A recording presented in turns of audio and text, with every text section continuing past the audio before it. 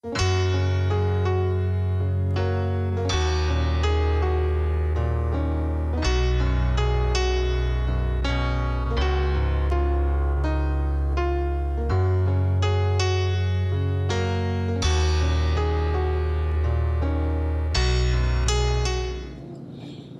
very ironic that Deborah asked me to talk about courage, because I'm a scaredy cat.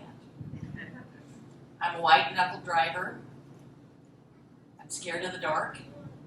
I get very anxious in unfamiliar settings. I think a truly courageous person is someone who preaches every week. I had anxiety for months about getting up in front of a room full of people who mostly I don't know and talk about courage, which I don't have.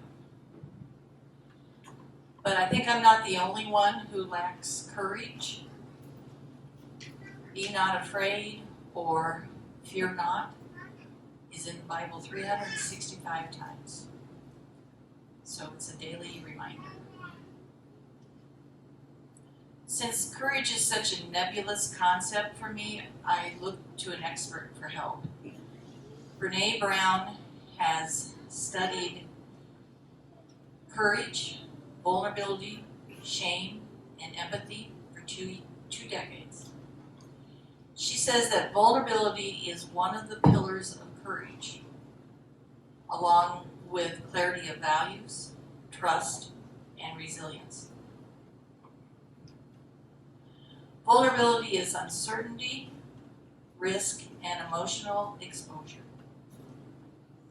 When you are vulnerable, you set aside all pretense and all the facades that your ego wants to shore up.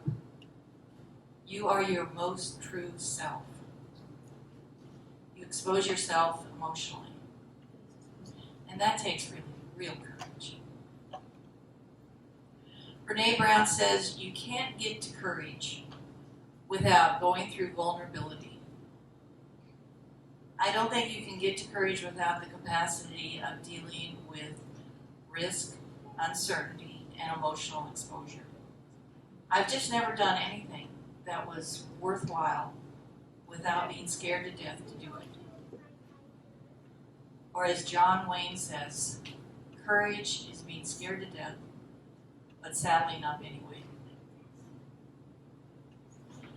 If you are willing to be vulnerable, it will lead you to be open to the movement of the Spirit. It's a situation where you must put aside your ego and experience uncertainty, risk, and emotional exposure, and allow the divine to take over. Recently, I read an interview of Reverend David Sparks, who is the chaplain at Dover Air Force Base. He has presided at the reception of the body of fallen soldiers for over 20 years. He recently presided at the dignified transfers of 13 fallen soldiers who were killed in the U.S. withdrawal from Afghanistan. The ceremonies are solemn, quiet rituals. The interviewer asked, "What do you say to the families? Have you said the right thing?" And he replied, "I'm aware that there are times that the words that have come up out of me were not my own. They were someone else's. Someone with a capital S. I heard the words for the first time when they came around and entered my ear. Those are very holy moments for me." I've had the great fortune of being able to advocate for injection safety by telling my cancer story. Before I took the podium, I would always say, "Please, God, let your words be my words." And there were times when the words that came out of my mouth were not the words that I had prepared. And those were times of great mystery and awe and wonder for me. Cancer makes me vulnerable. Uncertainty, risk, and emotional exposure is my way of life now. I'm trying to adopt Philippians 1:20 as my mantra.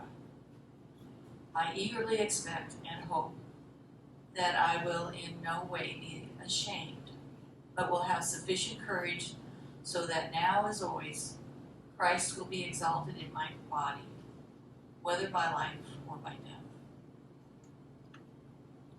My cancer story started 20 years ago with breast cancer. The radiation to treat the breast cancer caused a very slow-growing sarcoma in my right brachial plexus. 3 years ago, I had my brachial plexus and arm amputated in an effort to cure the cancer.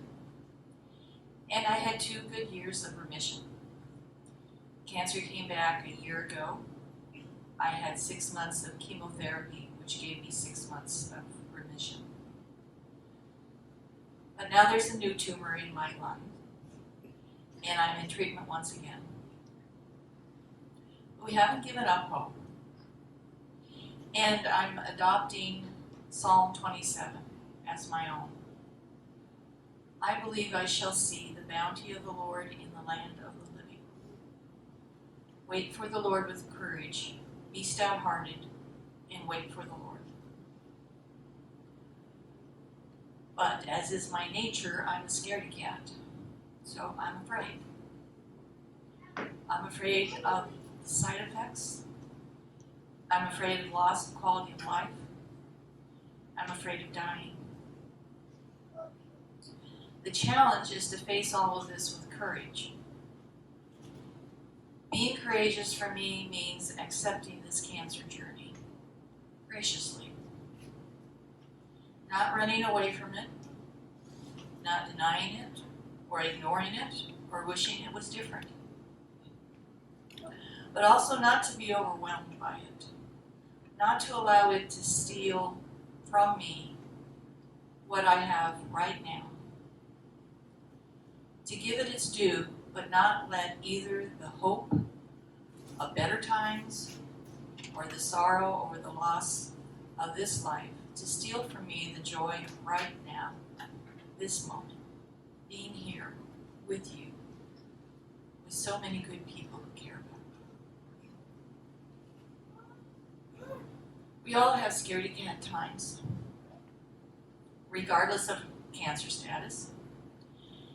We all have struggles.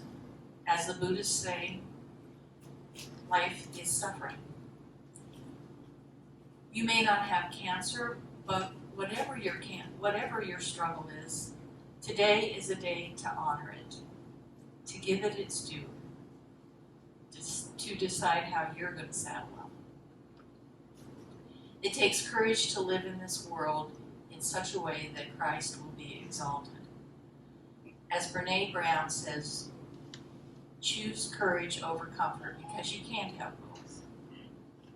Owning our story and loving ourselves through that process is the bravest thing that